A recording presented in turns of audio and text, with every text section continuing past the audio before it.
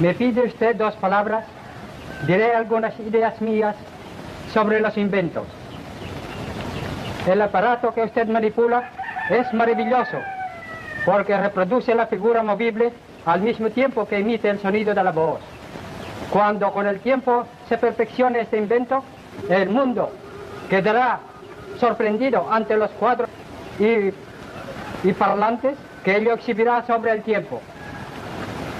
La ciencia ha acrecentado el paso acelerado de los adelantos modernos.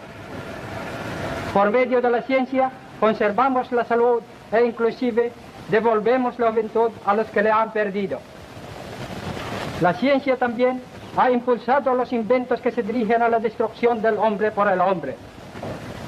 Estas 2 tendencias contrarias todavía nos dicen que la cantidad de la animalidad en nosotros es muy grande. To help her in achieving victory for the cause for which America would fight is our own cause.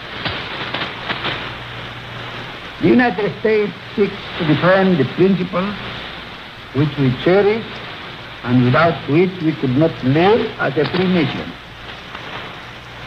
She is striving to preserve liberty and democracy and individual freedom. And these are things for which we too should fight and die. The United States is struggling to prevent the domination of the world by dictators. And we too would fight and die against such masters. Ika-14 ng Oktubre, taong 1943.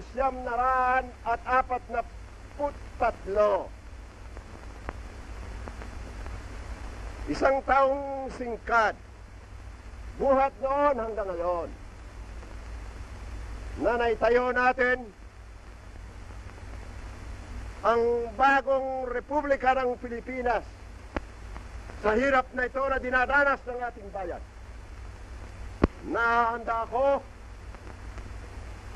na magpatuloy sa daang makikita ninyo na aking inilalagda sa pamamagitan ng tulong ng aking mga kasamahan sa pamahalaan.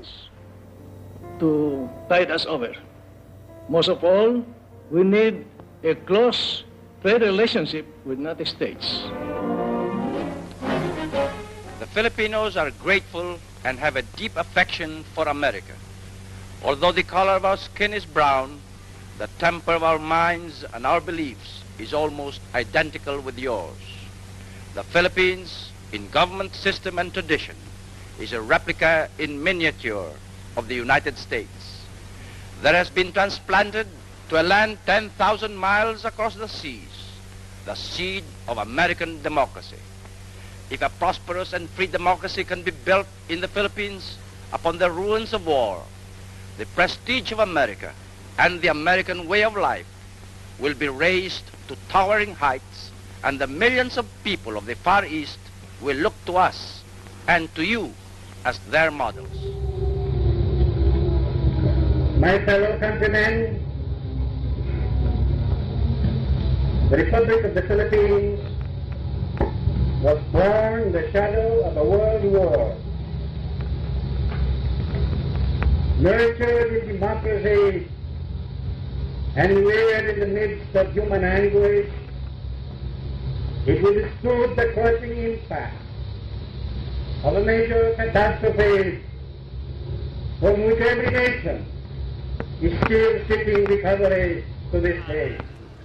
Under whose protection we have placed our destiny and happiness, and is strengthened by an abiding faith in His goodness and mercy.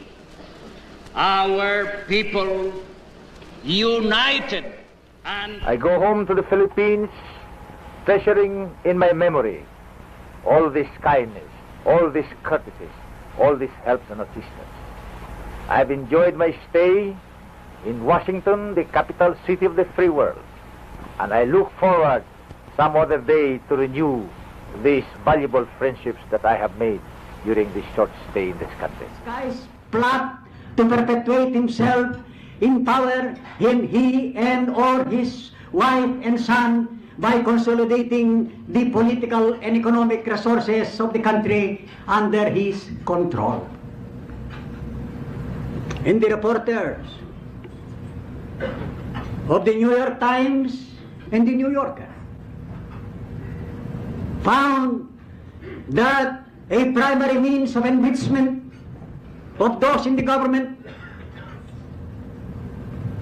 is public works. The beautiful city of with its grand memorials, its monuments, its walks, is indeed a city that memorializes the great achievements of your people for the past 2 centuries. But more than that, it keeps offering to the enterprising and the talented, the courageous and the strong, the rewards of effort and of initiative. My husband stood in the Senate and delivered what turned out to be the valedictory of Philippine democracy.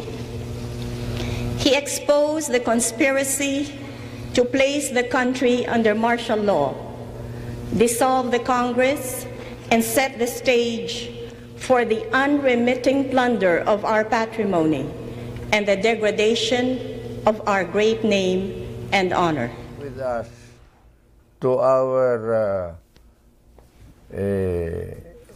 Barrio Sanctuary in Pangasinan because he was wanted by the Japanese. Yes.